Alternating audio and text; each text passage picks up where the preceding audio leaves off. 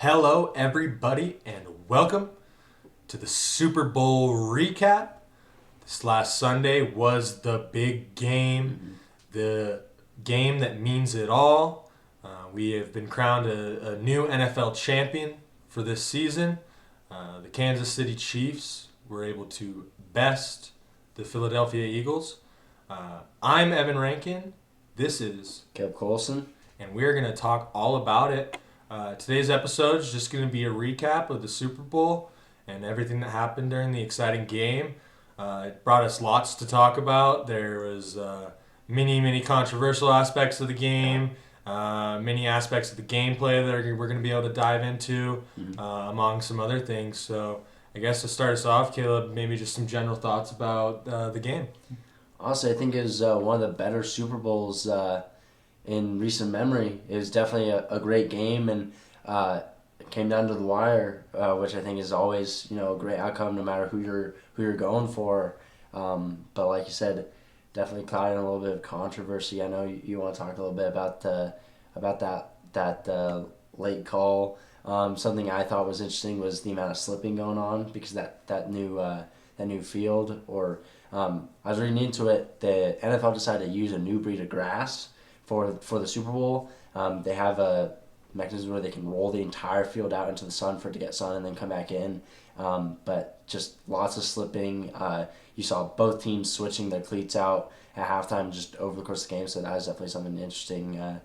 But I don't think that was the biggest influence, but definitely something that was interesting watching it. But definitely that call. What do you think about that? Yeah, so I mean, like you say, what a football game, really. And me as a fan that had no real vested interest, I didn't have any money on either side.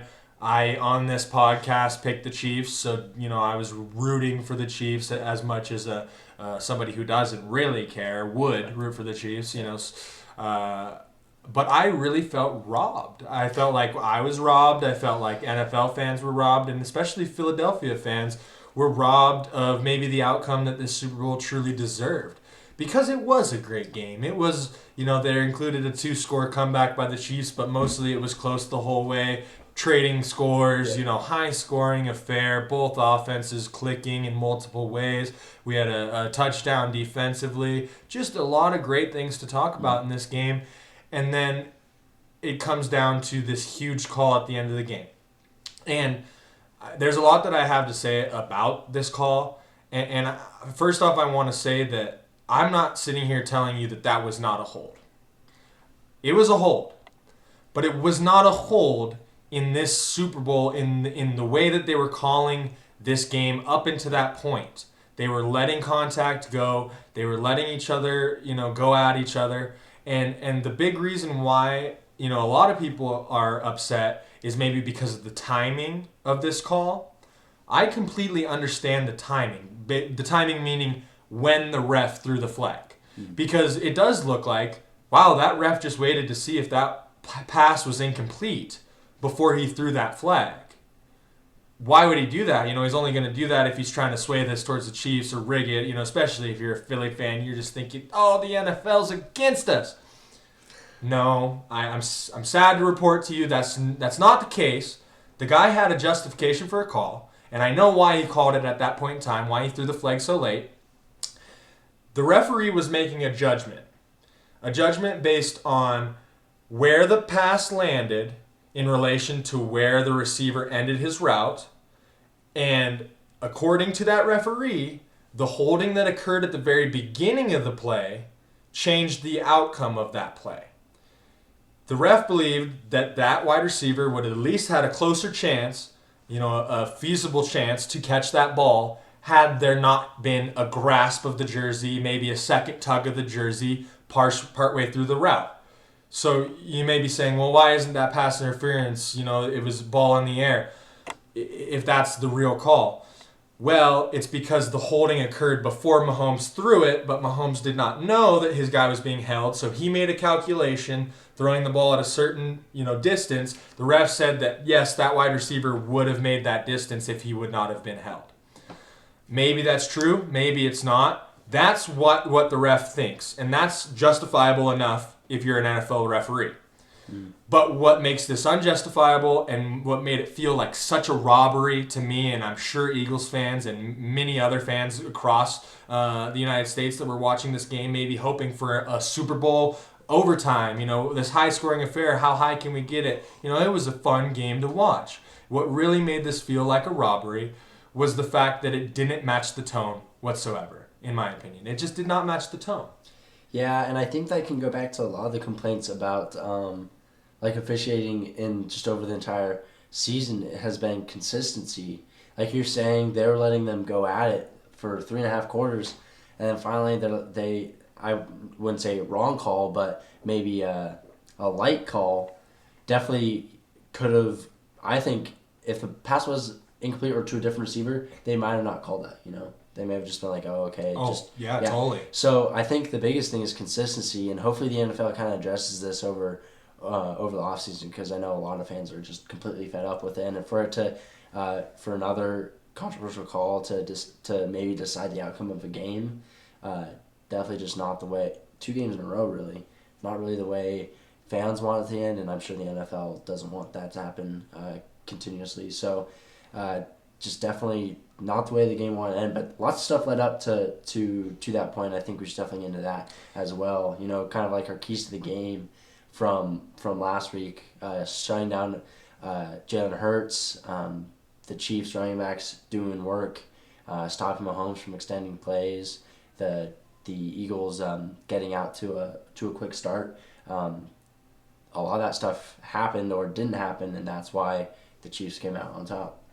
Yeah, definitely. One last comment before we move on to talk about those keys, like you say, we definitely are going to review them and kind of see what went right for the Chiefs, what maybe went wrong for the Eagles. In a game this close, a lot of things went right for both teams, and it's a sour taste, I'd say, for both Eagles fans and Chiefs fans, because Chiefs fans, although they're obviously Super Bowl champions and you can't take that away from them, a lot of people, especially on the internet, are going to try to take that away from them because of the call. And who's to say they wouldn't have won it, without it? You can't. You can't say they wouldn't have won it. Who knows? It might have been 38-38 going into overtime. Chiefs win, in overtime. Who knows? But the fact that we didn't get to actually see how it would have played out, it does kind of feel like a little bit of a robbery. It does feel kind of sour. But before I talk about that for 20 minutes, we will dive into, some other aspects of this game, some of the less controversial aspects, some of the more gameplay aspects. And one of the keys that we did mention was the Eagles getting off to a hot start was really important for them to try to win this game if they were going to win this game. And it's something that they really did do. So we'll kind of go over the fact that things went awry in the second half for the Eagles. But it was a great start by the Eagles. Yeah, I mean, they scored on their first possession. It looked like just a convincing score. They marched down the field. They converted on third downs, and then they punched it in at the end. And Jalen Hurts just did a great job all game with his legs. And the amount of third downs that the Eagles converted is just crazy, especially by QB sneak. Like, they'd QB sneak from 3 yards out and get it every time. But I think it really that fast start really helped them get out to that 10-point lead at the end of the first quarter, and then it kind of changed in the second half. Yeah, that first half 10-point lead definitely was. It looked like the Eagles were playing their style of football, even giving the Chiefs 7 points with a fumble and a scoop and score. Yeah. Obviously, not giving, but yeah, essentially, you can't make it much easier for a defense than a ball rolling out, wide open field towards the goal line. So you're giving them 7 points and you still have a 10-point lead at half. I mean, Eagles fans had to feel great at halftime. It looked a lot like when they played anybody else throughout this year. They were playing their style of football, which is something we talked about in the preview to the Super Bowl, was whose style is going to ultimately outlast, whose style is going to be the strongest throughout this game. And the entire first half was completely the Eagles' style, although the Chiefs were able to score on their first offensive drive and were able to get defensive points to help them out. The Eagles' defense was creating stops, and the Eagles' offense was holding the ball for an eternity. The Chiefs had the ball for only 7 minutes in the first half, but obviously things kind of changed in the second half, and I think a big factor for that was the Chiefs' ability to run the ball with Isaiah Pacheco, and they did utilize their running backs, which was one of our other keys that we talked about in our preview. Yeah, Isaiah Pacheco did a great job. I mean, I wouldn't say it was outstanding. He definitely wasn't the focal point of the offense, but he was definitely serviceable and did a great job of complementing the Chiefs' passing game. The Chiefs didn't even gain that many yards on offense. Patrick Mahomes only had 182 yards, and Pacheco had 76 yards, something like that. So, by all means, they didn't blow it out of the water with the amounts of yards, but they were just efficient. And Isaiah Pacheco, especially, was just efficient and got first downs and got that touchdown.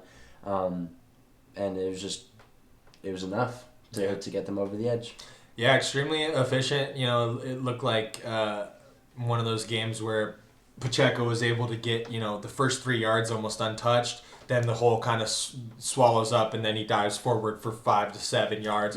Yeah. A carry, which that's all you really need Yeah. when you're the Chiefs and you got so many other offensive weapons. And we really prefaced that last week when we talked about the fact that anything from these running backs is really going to be gravy, especially rushing yards like that. I mean, we talked about, especially you talked about the weapons and the threats that they present in the passing game, the running backs, and maybe they weren't crazy outstanding in this game in the passing game, but that 70 plus yards by Pacheco on the ground it was really big. And our other two keys that we talked about for both teams, and I think we're going to be able to lump this together here and maybe talk a little while about it, is quarterback play. Yes. And, it goes without saying how important quarterback play is, especially in the playoffs, especially in the Super Bowl, but in the NFL in general. It comes down to the quarterback. It's like, I'm a baseball fan. It's like your ace. It's like your starting pitcher that you send out there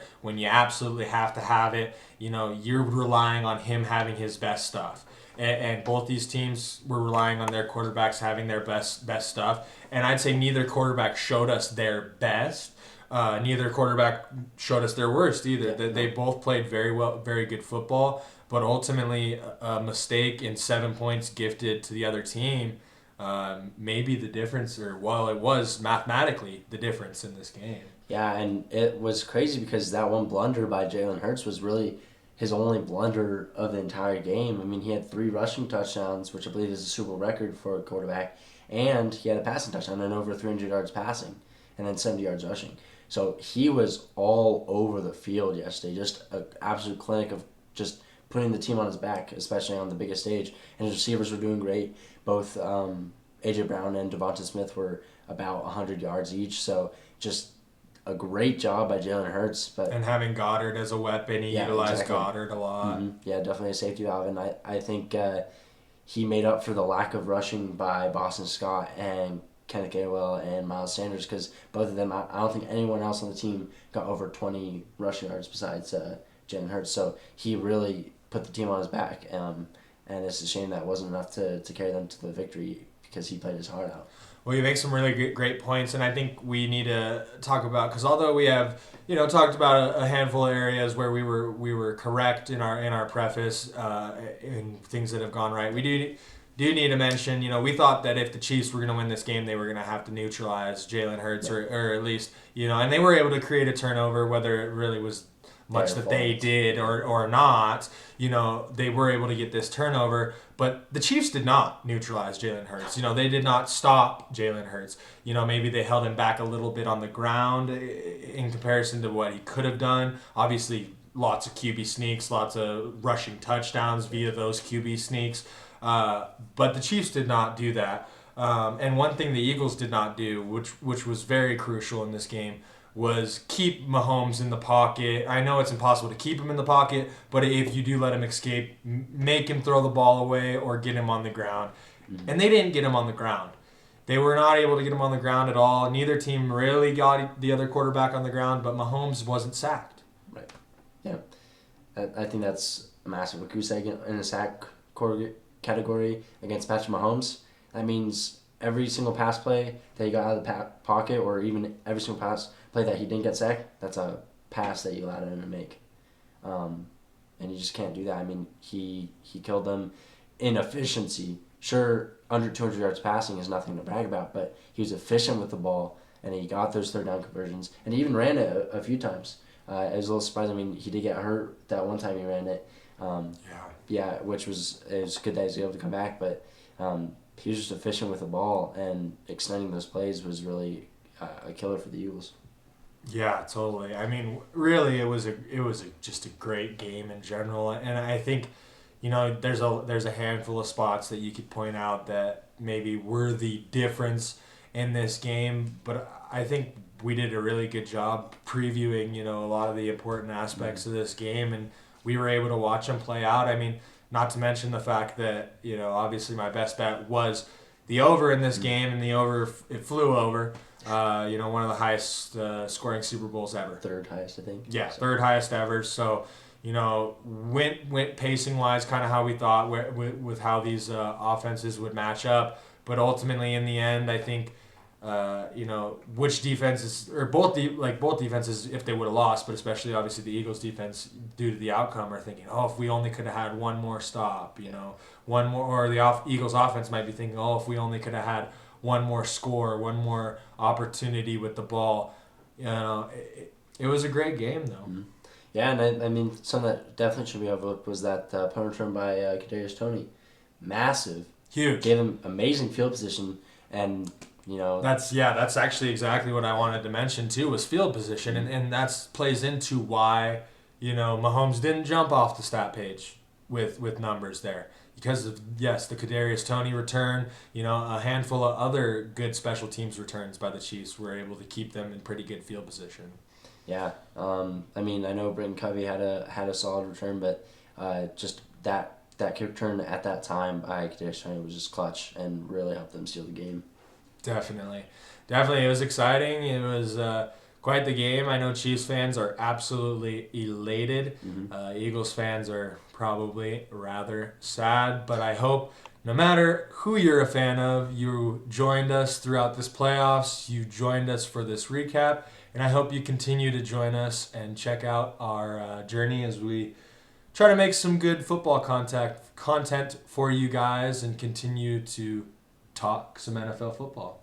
Yeah, we have some cool stuff planned for this offseason. I don't think we plan on getting any of the gossip, like, the beef going on between Juju Smith-Schuster and C.J. Gardner-Johnson, but definitely some good stuff planned for this offseason. We won't leave you hanging. And A.J. Brown is true. Maybe we'll get a little bit into that gossip just because some of it's interesting, but we have some good stuff planned for you this offseason. Definitely won't leave you hanging until next season starts, which is unfortunately a ways away. Yeah, for sure not. The worst part about the Super Bowl is knowing that we are now the furthest away from football that you will be. Yeah. But like Caleb says, we'll hopefully try to get you guys as much content as we are able to throughout the this fall semester or the spring semester for us in college, and throughout the summer. Hopefully we can provide some updates, maybe some previews into next season once it gets closer to that. But I'd like to thank you guys for listening to us, and I hope you tune in again in the future. Yeah, thank you much. Have a good day. Peace.